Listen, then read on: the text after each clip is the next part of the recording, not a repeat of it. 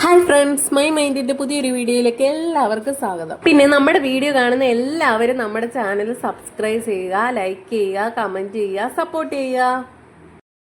ഞാൻ ഇന്ന് ജീവിതത്തിൽ ആദ്യമായിട്ട് ഒരു കേക്ക് ഉണ്ടാക്കി നോക്കാൻ പോവുകയാണ്. ഇത് ഫ്ലോപ്പ് ആകുമോ സക്സസ് ആകുമോ അഥവാ വായി വെക്കാൻ കൊള്ളത്തില്ലേ ഒന്നും നമുക്കറിയത്തില്ല. ഞാൻ ആദ്യമായിട്ടാണ് കേക്ക് ഉണ്ടാക്കാൻ നോക്കുന്നത്. അപ്പോൾ നമ്മുടെ വീഡിയോയുടെ അവസാനം കേക്ക് എങ്ങനെയാണെന്ന് അറിയണമെങ്കിൽ നിങ്ങൾ വീഡിയോ ഫുള്ളായിട്ട് വാച്ച് ചെയ്യണം. വീഡിയോയുടെ അവസാനം നമുക്കറിയാം ഈ കേക്ക് ഞാൻ ഉദ്ദേശിക്കുന്നത് സാധാ ഒരു വൈറ്റ് ഫോറസ്റ്റ് കേക്കിന്റെ ടേസ്റ്റ്, വൈറ്റ് ഫോറസ്റ്റ് കേക്കിന്റെ ലുക്കൊന്നും കിട്ടുമെന്ന് എനിക്കറിയത്തില്ല. ഞാൻ ആദ്യമായിട്ട് ഉണ്ടാക്കുന്നതുകൊണ്ട് അതിൻ്റെ ഒരു ടേസ്റ്റ് കിട്ടണം, അത്ര ഞാൻ ഉദ്ദേശിക്കുന്നുള്ളൂ. അതിനായിട്ട് നമ്മൾ വീട്ടിലെ സ്റ്റീൽ ഗ്ലാസ്സിൽ 1.5 ഗ്ലാസ് മൈദാപ്പൊടി എടുത്തു. മൈദാപ്പൊടി എടുത്തിട്ട് അതിനകത്ത് കുറച്ച് ബേക്കിംഗ് പൗഡറും 1 spoon baking powder, 1/4 spoon baking soda ഇവയാണ് എടുത്തേക്കുന്നത്. എന്നിട്ട് നമ്മൾ അരിപ്പയ്ക്കകത്ത് 2-3 വട്ടം അങ്ങോട്ടും ഇങ്ങോട്ടും ഇത് അരിക്കണം. ഇത് ഫുള്ളായിട്ട് മിക്സ് ആകാൻ വേണ്ടിയാണ് ഇങ്ങനെ ചെയ്യുന്നതെന്നൊക്കെയാണ് കേക്ക് ഉണ്ടാക്കുന്നവരൊക്കെ പറയുന്നത്. നമുക്കറിയത്തില്ല. ഞാനും എന്തായാലും അത് ഫോളോ ചെയ്ത് 2-3 ദിവസമല്ല 2-3 വട്ടം ഞാനിത് അരിച്ചു, അങ്ങോട്ടും ഇങ്ങോട്ടും അരിച്ചു.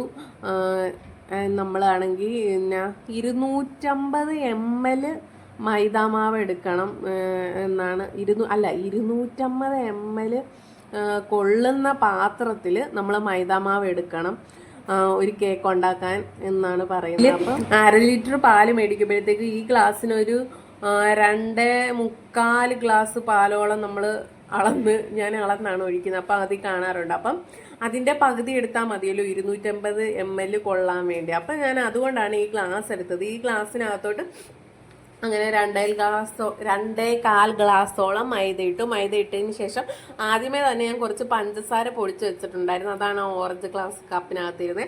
അത് പൊടിച്ച് വെച്ചത് അവിടെ ഇരിപ്പുണ്ട്. അതിനുശേഷം 3 മുട്ടയുടെ വൈറ്റ് മാത്രമായിട്ട് എടുത്തിട്ട് അത് നല്ലതായിട്ട് ബീറ്റ് ചെയ്ത് കൊടുക്കുകയാണ്. അത് ഞാൻ കോർക്ക് വെച്ചാണ് ഇങ്ങനെ കലക്കിക്കൊണ്ടിരുന്നത്. എന്നിട്ടൊന്നും അത് ഇച്ചിരി നേരം ശ്രമിച്ചിട്ടൊന്നും പറ്റുന്നില്ല. പിന്നെ മറ്റേ നമ്മുടെ വീട്ടിൽ ബീറ്റർ കൂട്ട് കൈകൊണ്ട് ബീറ്റ് ചെയ്യാൻ പറ്റുന്ന ഒരു സാധനം ഉണ്ടായിരുന്നു, അത് വെച്ച് ചെയ്തപ്പോഴത്തേക്കും സക്സസ് ആയിട്ട് വരുന്നുണ്ട്.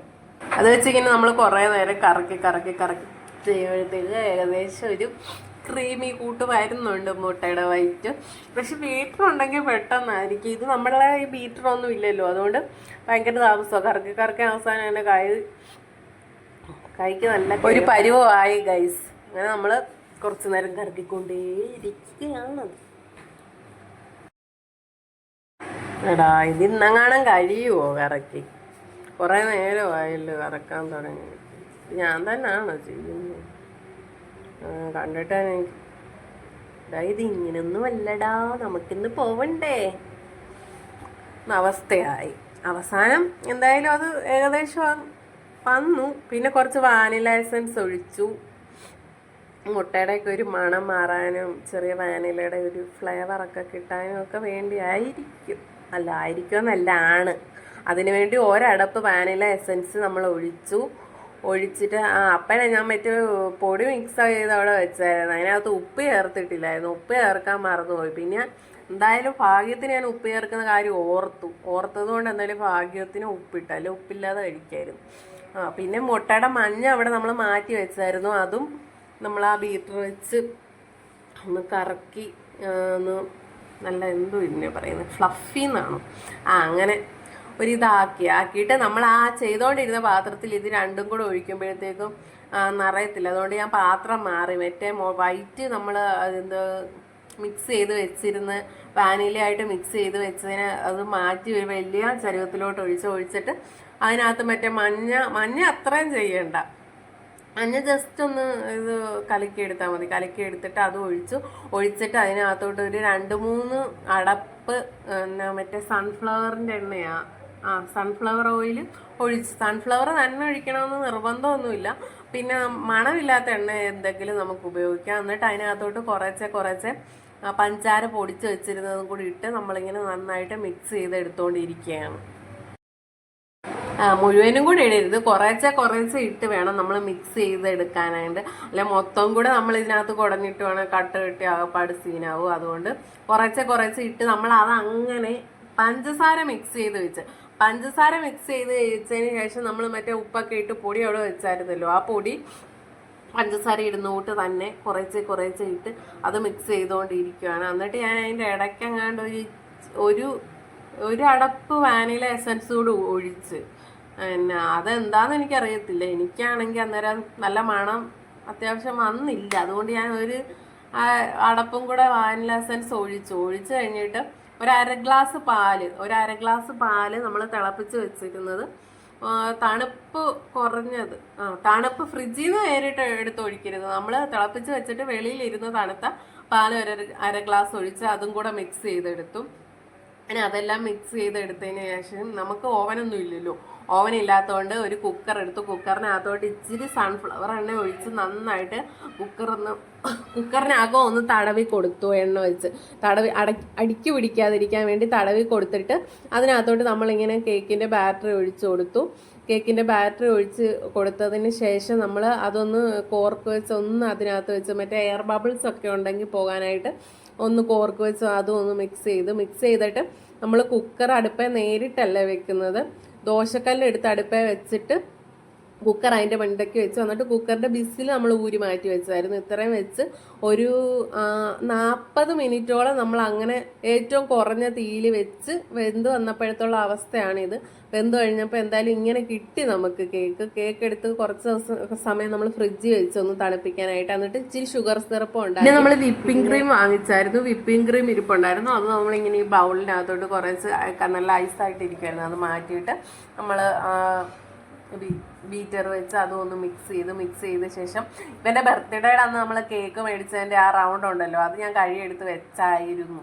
അത് എടുത്ത് വെച്ചിട്ട് അതിൻ്റെ മണ്ടയ്ക്ക് ആദ്യം ഇച്ചിരി വിപ്പിംഗ് ക്രീം തേച്ചിട്ട് അതിൻ്റെ പുറത്തേക്ക് നമ്മൾ കേക്ക് രണ്ടായിട്ട് മുറിച്ച് കേട്ടോ, കേക്ക് രണ്ടായിട്ട് മുറിച്ചിട്ട് അതിൻ്റെ പുറത്തോട്ട് നമ്മൾ കേക്ക് വെച്ചിട്ട് നമ്മൾ ഷുഗർ സിറപ്പ് അതിൻ്റെ മണ്ടയ്ക്കെല്ലാം നന്നായിട്ടൊന്ന് സ്പ്രെഡ് ചെയ്ത് കൊടുത്തു. അത്യാവശ്യം നല്ല രീതിയിൽ ഷുഗർ സിറപ്പ് എങ്ങനെയാണ് ഉണ്ടാക്കുന്നതെന്ന് വെച്ചാൽ നമ്മൾ ഒരു ഗ്ലാസ് വെള്ളം വേണ്ട, ഒരു അര ഗ്ലാസ് വെള്ളം അടുപ്പേ വെച്ചിട്ട് കുറച്ച് പഞ്ചസാര ഇട്ട് നന്നായിട്ട് തിളപ്പിച്ചിട്ട് കുറച്ച് നേരം ആറാൻ വെക്കുക. അങ്ങനെ വെച്ച് നമ്മൾ ഉണ്ടാക്കിയതാണ് ഈ ഷുഗർ സിറപ്പ്. എന്നിട്ട് അത് നമ്മൾ നല്ലപോലെ കേക്കിൻ്റെ മണ്ടയ്ക്കെല്ലാം ഒന്ന് സ്പ്രെഡ് ചെയ്തെടുത്തിട്ട് നമ്മൾ മറ്റേ വിപ്പിംഗ് ക്രീമും തേച്ച് കൊടുക്കും അതിന് നല്ലപോലെ. എന്നിട്ട് നമ്മൾ ക്രീമും തേച്ചിട്ട് 2 ലെയറായിട്ട് ആദ്യം 2 ലെയറായിട്ടാണ് ഞാൻ മുറിച്ചെടുത്തത്. എനിക്ക് മുറിക്കാനൊന്നും നല്ല വിഷമില്ലായിരുന്നു, എന്നാലും കുഴപ്പമില്ല, അത് കീറിയൊന്നും പോയില്ല. നമ്മൾ മുറിച്ചെടുത്തപ്പോഴത്തേക്ക് എന്തായാലും കറക്റ്റായിട്ട് വന്നിട്ടുണ്ട്. ഞാൻ സൈഡൊന്നും അങ്ങനെ കട്ട് ചെയ്തൊന്നും കൊടുത്തില്ല, നമുക്ക് കഴിക്കാനല്ലേ, പിന്നെ എന്തിനാ അത് വേസ്റ്റാക്കി കളയുന്നതെന്ന് വെച്ച് ഞാൻ സൈഡൊന്നും കട്ട് ചെയ്ത് കൊടുത്തില്ല. അതുപോലെ തന്നെ രണ്ടായിട്ട് മുറിച്ചിട്ട് വെച്ച് ക്രീമൊക്കെ തേച്ചിട്ട് നമ്മൾ അടുത്ത ഒരു ലെയർ കേക്കും കൂടെ എടുത്ത് വെച്ചിട്ട് അതിൻ്റെ മണ്ടയ്ക്ക് ഷുഗർ സിറപ്പ് നന്നായിട്ട് തേച്ച് കൊടുത്തിട്ട് നമ്മൾ ക്രീമൊക്കെ പുരട്ടി കഴിഞ്ഞ് ഇങ്ങനെ ആയി കേക്ക്. ഇങ്ങനെ ആയി ഞാൻ കുറച്ച് നേരം തണുക്കാനായിട്ട് എടുത്ത് ഫ്രിഡ്ജിൽ വെച്ചു. ഇതാണ് ഇപ്പോഴും നമ്മുടെ ക്രീമിൻ്റെ അവസ്ഥ. ഒരു 10-20 മിനിറ്റോളം വെച്ചോളൂ, അപ്പോഴത്തേക്കും അവൻ കഴിക്കണമെന്നും പറഞ്ഞ് വഴക്കിട്ടും. അത് കാരണം നമ്മൾ കേക്ക് എടുത്ത് മുറിച്ചു. മോനുണ്ടായിരുന്നു, ഇന്ന് ഞായറാഴ്ച ആയതുകൊണ്ട് കുഞ്ഞ് വീട്ടിലുണ്ടായിരുന്നു. അപ്പോൾ അവന് കഴിക്കാൻ ധൃതി ആയതുകൊണ്ട് നമ്മൾ പെട്ടെന്ന് തന്നെ കേക്ക് എടുത്ത് മുറിച്ചിട്ട് അവന് തന്നെ എന്നാൽ ടേസ്റ്റ് ചെയ്യാൻ കൊടുത്തു. കഴിച്ച് നോക്കിയിട്ട് കുഴപ്പമൊന്നുമില്ല, നല്ലതായിരുന്നു, നല്ല ടേസ്റ്റ്. വൈറ്റ് ഫോറസ്റ്റ് കേക്കിൻ്റെ ടേസ്റ്റൊക്കെ ഉണ്ടായിരുന്നു. എന്നാലും അത്രയ്ക്ക് സോഫ്റ്റ് അല്ലായിരുന്നു, നമ്മൾ കടയിൽ നിന്ന് മേടിക്കുന്ന അത്ര സോഫ്റ്റ് അല്ലായിരുന്നു. അതിനെക്കാട്ടിലും ഇച്ചിരി ചെറിയ അന്നും പറഞ്ഞ് ഒരുപാട് കട്ടിയൊന്നുമില്ല, നമുക്ക്